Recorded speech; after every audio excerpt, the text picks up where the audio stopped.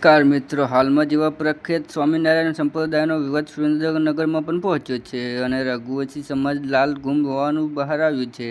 તમામ સમાજના અને તમામ સંપ્રદાયોને સાથે રાખી કાયદાકીય કાર્યવાહી થવી જોઈએ તેવી માંગણી કરવામાં આવી છે.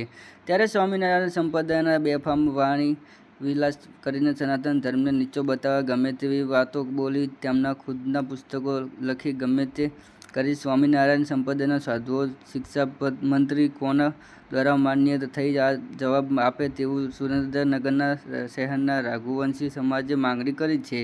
શિક્ષા મંત્રી અંગ્રેજો પાસે રજૂ કરનાર સહજાનંદ સ્વામી કેમ ભારતનો પ્રજાદેશ બુદ્ધુઓ સાથે ન રહ્યો, માટે કાળા પાઘડીએ બોલવાનું બંધ કરો. વેલ્યુ તો થડની જ થાય, થડ પૂજાય પરંતુ ડાળીઓ કદી પૂજાતી નથી, તે સ્વામિનારાયણના સંપ્રદાયોએ ભૂલવું ન જોઈએ.